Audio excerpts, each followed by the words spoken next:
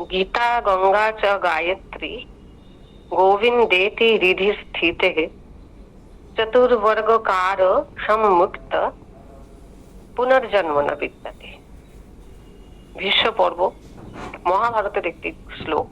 এটা আমি কোথা থেকে লিখেছিলাম জানি না, আমি কালকে দেখলাম এটা মহাভারতের শ্লোক, মানে গুগল বাবা।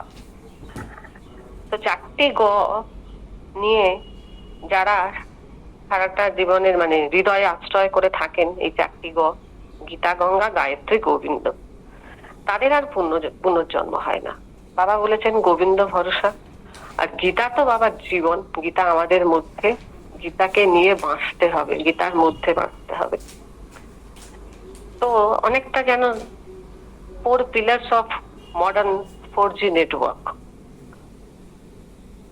স্পিরিচুয়াল সায়েন্সের এটা একটা 4G নেটওয়ার্কের কাজ করছে, কিন্তু আমার অন্তিমে ভরসা 5G, একদম লেটেস্ট 5G কে পঞ্চম গকার স্বয়ং গুরুদেব।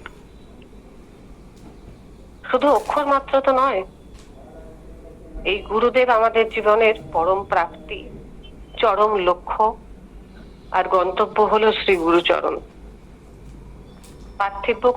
পার্থিব সম্পদ নয়, আমাদের জীবনের অনুপ্রেরণা তিনি, অনুশাসন তিনি, নিয়ম নীতি, শ্রেষ্ঠ মার্গ হলেন শ্রী শ্রী শিবানন্দ বাবা।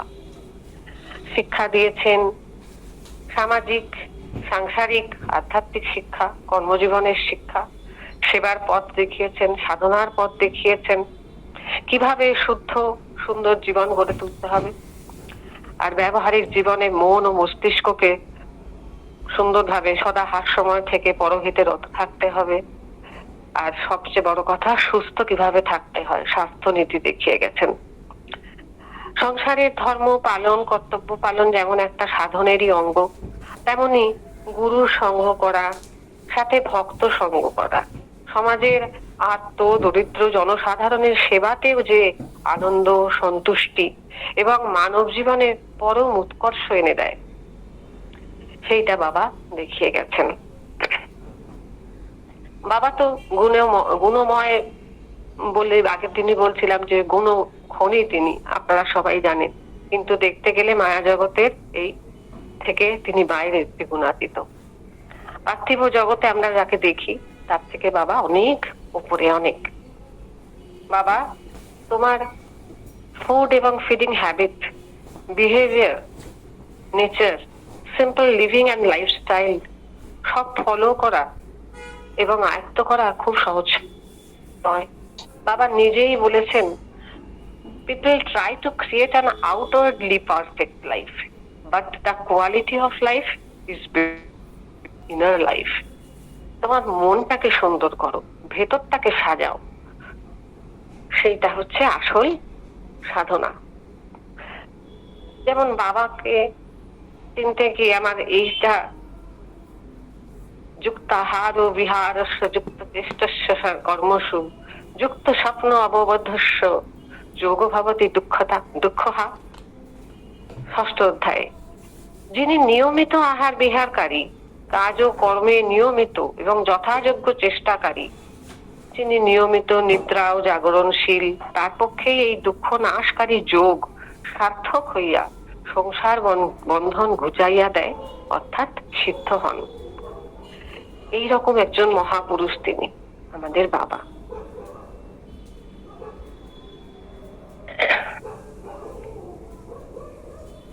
আমি 26/1/2020 কথা বলি। লেবুতলায় শম্পা নায়েক দিদির বাড়িতে উৎসব, খুব আনন্দ। আমি প্রথমবার গেলাম, বাবার পাশে বসে গড়বেতার জগন্নাথের ছবি দেখালাম ফোন থেকে, আর বাবার কাছে বায়না করে 1.5 ঘন্টা বসে থাকলাম, অনেকক্ষণ, বিকেল বেলা অব্দি। বাবা বলছিলেন বাড়ি যাবে না, তো যাই হোক বায়না করলাম, বাবা আরেকটু থাকি। বাবার দেয়া আনন্দের এত মহিমা, মন ডুবে গেল যে বাড়িতে ছেলে কি করছে বা আমার নিজের বাবার কথা ভুলেই গেলাম, ফোন করে খবরও নিলাম না। সেই রাত্রি 8টার পর বাড়ি এলাম। আর বিকেলে সংকীর্তন এবং আনন্দ নৃত্যে প্রথমবার আমি 2 মিনিট মানে অংশ নিলাম নিজে, এবং এত অপরিসীম আনন্দ, সেটা আর ভাষায় বলার নেই। 27 তারিখ সকালবেলা আমার ডায়েরিতে, আজ সকালে গুরুর ধ্যানে এত ভালো 3D ফিল্ম কখনো দেখিনি। বাবার সাথে পথ চলা, মাঠের সরু রাস্তা ধরে বাবা যেন সামনে চলেছেন, আশেপাশে গাছগাছালি, মাটির ধুলোর রং, এক টুকরো আকাশ, গাছের পাখে খোলা মাঠ, বাতাস যেন একদম রিয়েল, বাস্তবে কি বাবার পিছনে আমি হাঁটছি। আর ধ্যানের মধ্যে এত রিয়েল অনুভূতি দিলে বাবা, আমি ধন্য। তোমার কৃপা এবং ভালোবাসা রেখো আমার এই অধম দাসীর প্রতি। বাবার কিছু গুণ আমি ভাবতে ভাবতে কখনো কখনো ভাবি, এত জন্মনে প্রাণ, নিরোগ সুস্থ দেহ, শরীর তো সুচিতার মন্দির, অটুট ব্রহ্মচর্য এই মহাপুরুষে, তিনি তেজস্বী ওজস্বী, আর মস্তিষ্ক সদা সবল সতেজ, দূরদৃষ্টি সম্পন্ন, আর তিনি কর্মব্যস্ত, ভবিষ্যতের যোজনা সংকল্পে তিনি মগ্ন। সেই সত্যযুগের ঋষি তিনি। আর দৃষ্টিশক্তি তো অত্যন্ত তীক্ষ্ণ প্রধার, যাকে বলে খুব গভীর দৃষ্টি, প্রবল, ভাষাহীন, অচঞ্চল। তিনি সবসময় ব্রহ্ম ধ্যানে মগ্ন এবং গুরু ধ্যানে মগ্ন। বলা যায় গুরুতেই তার মন প্রাণ নিবেদিত। বাবার দেহ যেন শিবলিঙ্গ, গ্রীবা স্কন্ধ যুগল নিয়ে নিটোল শিবলিঙ্গাকৃতি লাগে। গাত্রবর্ণ তো উজ্জ্বল শ্যামবর্ণ, আমরা জানি, স্নিগ্ধ মুখশ্রী, ভীষণ রকম বিমল জ্যোতি প্রকাশ পায় বাবার দেহ, একটা সে দিব্য একটা জ্যোতি প্রকাশ করেন।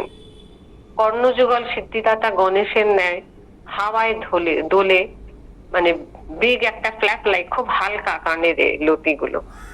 বাবার হাতের করপল্লব যেন একটু বড়, মানে পদ্ম ফুলের মতো লাগে। এবং বাবার ঊর্জা, এনার্জি লেভেল তো অনেক, উনি স্বয়ং মহাশক্তি রূপিণী।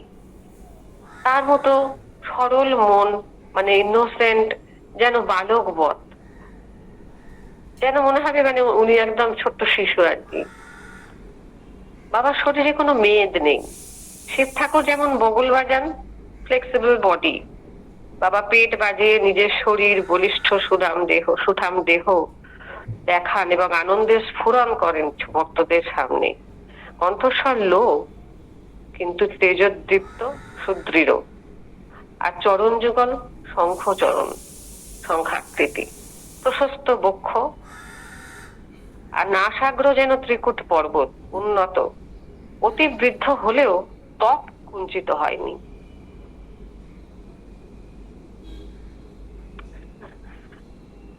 দেহের কি বর্ণনা দেব, আমি নিজে একটু ধ্যান করেছিলাম, সেইগুলো লেখা।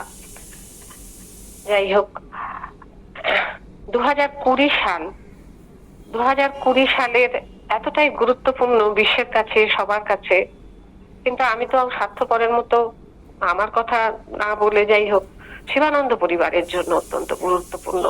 2019 যেমন বিশেষ প্রাপ্তি আমাদের গুরু কৃপা কথামৃত, আর 2020-তে এপ্রিল মাসে বাবার সঙ্গ পাওয়া অনলাইন আনন্দ সভার মাধ্যমে। করোনার অভিশাপ আশীর্বাদ আনে এই ভার্চুয়াল ভক্ত সম্মেলন। ভীষণ ভাবে আমরা পরিপূর্ণ হয়ে এই সভাতে মেতে উঠি শনিবার বিকেলে। বাবা যে বিশ্বময়, আর বিশ্ব যে বাবাময়, তার প্রথম পরিচয় পাই আমরা শনিবারের সৎসঙ্গে। কোথায় কলকাতা, কোথায় কুচবিহার, কোথায় আসাম, ত্রিপুরা, গুজরাট, বেঙ্গালোর, উড়িষ্যা, বোম্বে, দিল্লি, ম্যাড্রাস, শিলং, বাংলাদেশ, লন্ডন, সুইজারল্যান্ড, ভক্তদের দেখা গেল এখানে। আর বেনারস থেকে গুরু বাবার দর্শন লাভ করে এই আনন্দ পূর্ণ মাত্রা পেল বাবার কৃপায়, হীরামন্দার সাহায্যে। আমি তাদের চিনতাম না। এই যে নতুন ভক্তদেরও গুণের ভক্ত হয়ে গেলাম আমরা, একে অপরের প্রতি জড়িয়ে গেলাম ভালোবাসায়। ইলা কাকিমা কোথায় আমি চিনতাম না, উষা কাকিমা, নিরঞ্জন কাকু, সুভাষ গড়াইদা, অসীমদা, পুরুষোত্তম দা তো আছেনই, শর্মিলা দি, সঞ্চিতা দি, বিমান দা, শ্রীজা, ছবিদি, লঙ্কার ভক্তরা, সবাইকে চিনে গেলাম এবং আপন করে পেলাম। ভীষণ ভাবে অপেক্ষা করে থাকতাম সারাটা সপ্তাহ কখন শনিবারের বিকেল আসবে, বেরোনোর জায়গা নেই। এপ্রিল, মে, জুন, জুলাই, এদিকে আমার বাবাকে আমি ঘরে বেঁধে রাখতে পারি না। বাবা ঠিক গিয়ে আর্থক্লিনিক খুলে বসে থাকে। কি যে করতো জানি না। যাই হোক, এদিকে গুরুদেবকে আমি এই মিটিং এর মাধ্যমে, ভক্তদের মাধ্যমে খুঁজতে আরম্ভ করলাম। বাবাকে সামনে না পেলেও সারাক্ষণ আমার সামনে কথায়, গানে, ধ্যানে, শ্রবণে গুরুদেব। প্রতিটি মিটিং এর কথা, কে জানে অদৃশ্য কোনো আদেশ ছিল কিনা, আমি তো লিখতে শুরু করে দিলাম। প্রতিটা মিটিং আমি লিখে গেছি, যেটুকু রেকর্ড হয়েছে আমার মনে, যেটুকু রেকর্ড হয়েছে আমার ফোনে বা পুরুষোত্তম দাদের ফোনে, বা যারা করেছেন রেকর্ড, ছবি দিয়েছেন, সব আমি নিজের আনন্দে লিপিবদ্ধ করতে থাকলাম। বলতে নেই, একটা মাত্র ফোন, ঋষির ক্লাস 11, তাতে ও সকালে ক্লাস করছে, নেট ওই একটা ফোনে। আমি দুপুরবেলা বিকেলবেলা বসে বসে লিখছি এবং নোটও করছি মিটিং এর জিনিসগুলো। মানে কিভাবে যে আমি এপ্রিল, মে, জুন, জুলাই চালিয়েছি, আগস্ট মাসের 15ই আগস্ট ওই এতে খোসলাতে না কোথা থেকে একটা অফার দেয়, তখন আমি ঋষির জন্য ফোন কিনি। এই মানে বলতে গেলে 5 মাসের ওপর আমি ওইভাবে চালিয়ে গেছি, এবং সেটা বাবার আশীর্বাদ। তখন কিন্তু আমি খুব রেগুলার লিখে, মানে আনন্দের সঙ্গে লিখতাম। কিভাবে কি রান্না করব, কিভাবে সেবা দেব, বাড়ি পরিষ্কার করব, ওদিকে আমার মন থাকতো না। সারাক্ষণ আমি বাবার কথাই এই মিটিং এর মধ্যে নিয়ে নিজেকে নিয়ে বাঁচতাম। এক কথায় প্রতিটি মিটিং এর কথা হৃদয়ে লিখনে ধরে রাখার আশীর্বাদ দিলেন এই গুরুদেব। এই মাধ্যম না পেলে বাবার সাময়িক অদর্শনে বোধহয় আমি কোথাও হারিয়ে যেতাম। স্বপনে, জাগরণে, স্মরণে, কখনো চোখের জলে লিপিবদ্ধ করে রেখেছি। সেসব কথা সময়ই বলবে। এইভাবে গোপনে স্রোতের মধ্যে পেরিয়ে গেল। আসছিল রাত 8টা, 8 PM এর জব, সামূহিক সমবেত জব আমাদের।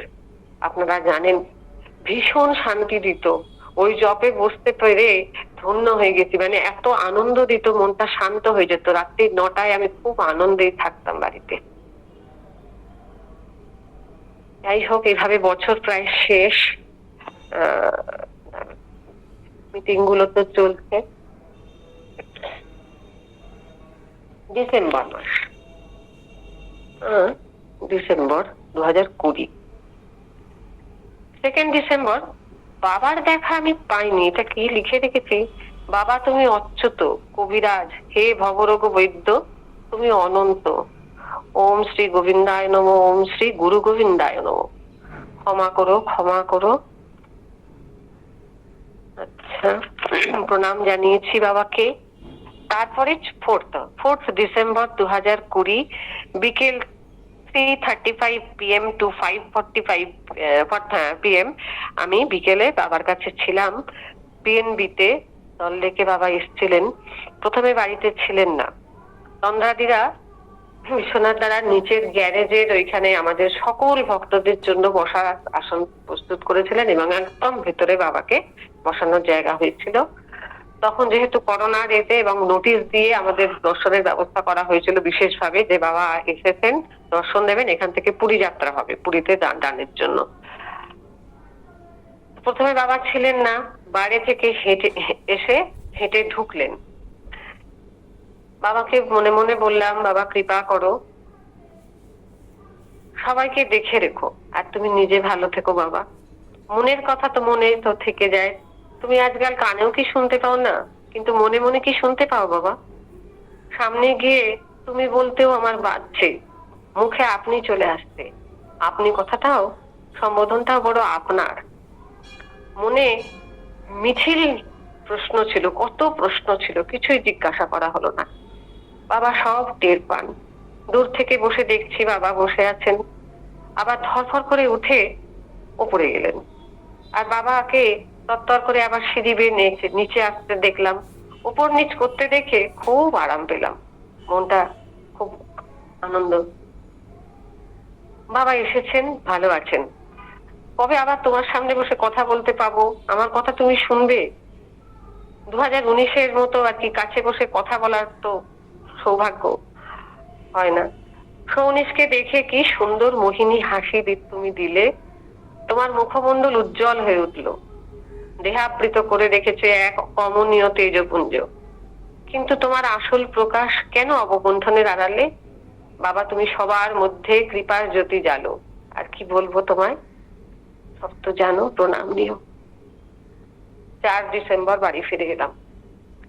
6ই ডিসেম্বর সল্টলেক গেলাম বাবার কাছে, একদম 3 PM বলা যায়। বাবা কথা বলছেন, শুনে খুব আনন্দ পেলাম। বাবাকে অ্যাক্টিভ দেখে ভালো লাগলো। বাবা বলছেন সম্পূর্ণ সুস্থ আছি আমি। বললেন protection is necessary against infection. বাবা বললেন নামই ভ্যাকসিন, অন্য কোনো ভ্যাকসিনের প্রয়োজন নাই। সেদিন অসীমদা আমাকে 2টো ডায়েরি দিল, আর সুমনা দি, ও সেদিনকে বোধহয় পায়েস রান্না হয়েছিল ভক্তদের জন্য, সবাইকে ওখানে দিদি পায়েস দিচ্ছিলেন, মুড়ি প্রসাদ দিচ্ছিলেন। তো যাই হোক, আসলে এই বছর আমাদের আবার 31 ডিসেম্বর যে আমাদের কল্পতরু উৎসব, আমরা সবাই বাবাকে মিস করব, সবার মন খারাপ বোঝাই যাচ্ছে। তাই জন্য আর কি করা যাবে।